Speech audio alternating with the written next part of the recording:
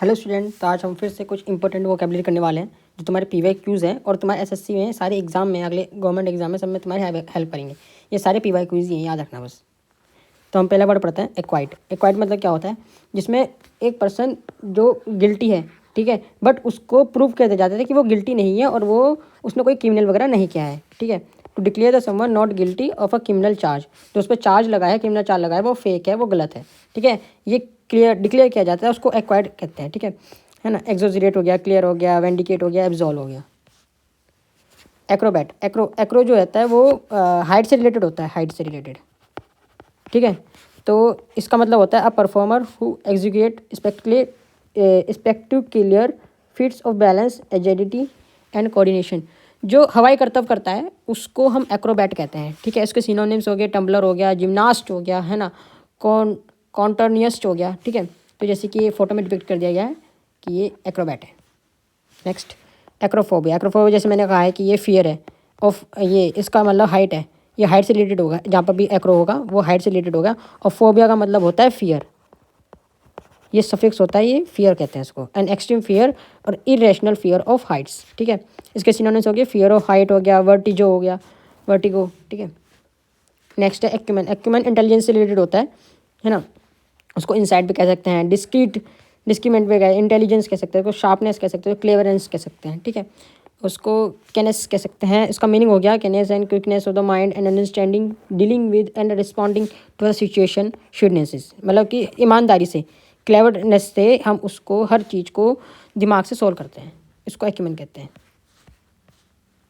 Next है addict. Addict तुम्हें पता ही होगा, जो किसी भी चीज़ से एडिक्ट हो जाता है, किसी भी ड्रग वगैरह से, किसी सिगरेट वगैरह से एडिक्ट हो जाता है, किसी बैड हैबिट से जब वो एडिक्ट हो जाता है तो उसको हम एडिक्ट कहते हैं, ठीक है। A person who addicted to the particular substance, है ना, टाइपिकली एन इलीगल ड्रग्स और अ पर्टिकुलर एक्टिविटी, ठीक है। Can also be use as a more broadly to describe the someone with a very strong habit on dependence. Adolescence. Adolescence उसको कहते हैं जो किशोर अवस्थी की जो एज होती है, जो एज ऑफ किशोर अवस्थी, जो स्टेज होती है प्यूबर्टी की, जो प्यूबर्टी की स्टेज होती है उसको हम एडोलसेंस कहते हैं, ठीक है। A period following the onset of puberty during which a young person makes the transition from child, जो चाइल्ड से प्यूबर्टी की तरफ जाने वाली जो स्टेज होती है, जो पीरियड होता है, उसको हम एडोलसेंस कहते हैं। उसको टीनेज ईयर्स भी कह सकते हैं, उसको यूथ भी कह सकते हैं, उसको प्यूबर्टी कह सकते हैं। उसमें एस्थेटिक कोई ऐसी चीज़ जो अट्रैक्टिव लग रही है, तुम्हें बहुत ज़्यादा ब्यूटीफुल लग रही हो, जो तुम्हें एल्यूरिंग लग रही हो, ठीक है, इसको हम ब्यूटीफुल कह सकते हैं, उसको एस्थेटिक कह सकते हैं, टेस्टफुल कह सकते हैं, और उसको स्टाइल, टेस्ट, है ना, एस्थेटिक वैल्यूज़, ठीक है। कंसर्न विद द ब्यूटी और appreciation of beauty, also a set of principle of taste और style of a person group. किसी ने भी अगर अच्छे कपड़े पहन रखे हैं, बहुत ज़्यादा बहुत अट्रैक्टिव लग रहा है बंदा, है ना, तो हम उसको भी एस्थेटिक कह सकते हैं। एगोनी, अगर कोई फिजिकल और मेंटल सफरिंग से गुजर रहा हो, बहुत ज़्यादा एक्सट्रीम, किसी को टेंशन हो रही हो, कोई एक्सट्रीमली फिजिकली पेन वगैरह हो रहा हो जिसको, हम उसको एगोनी कहते हैं। उस स्टेज को हम, उस पीरियड को एगोनी कहते हैं। एक्सट्रीम फिजिकल और मेंटल सफरिंग अगर किसी को हो रही है तो हम उसको एगोनी कहेंगे, ठीक है। उसके बाद उसका पेन हो गया, उसका टॉर्मेंट हो गया, टॉर्चर हो गया, एंग्विश हो गया।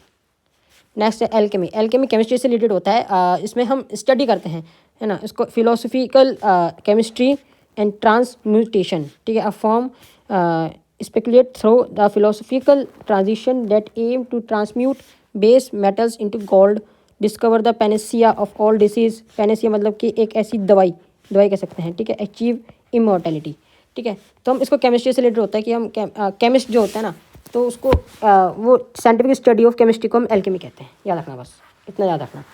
एल्गोफोबिया। एल्गो होता है रिलेटेड हमारा पेन से, जहाँ भी एल्गो दिखेगा उससे पेन याद रखना, ठीक है। फियर ऑफ पेन, और फोबिया तुम्हें पता ही है, उसका मतलब होता है फियर, ठीक है। उसके बाद इसका मीनिंग हो गया हमारा एक्सट्रीम और इरेशनल फियर ऑफ पेन, ठीक है। तब उसको हम कहेंगे एल्गोफोबिया। बस यही थे आज के 10 इंपॉर्टेंट PYQs जो तुम्हारे आगे आने वाले किसी भी एग्जाम में ये आ सकते हैं, और ये पहले भी आए हैं, ये रिपीट हुए हैं, ये मैंने वही करवाए हैं जो रिपीट हुए हैं कई बार एग्जाम्स में। तो ये तुम अच्छे से याद करना, इनको मैंने फोटो के थ्रू समझाने की कोशिश करी है, तो उसको फोटो के थ्रू समझना तो ज़्यादा तुम रिटेन कर पाओगे। तो इस वीडियो में मैं 5 लाइक्स का टारगेट रखता हूँ। मुझे होप है कि तुम ये फुलफिल कर दोगे। तो मिलते हैं चलो नेक्स्ट वीडियो में, take care, bye bye, thank you.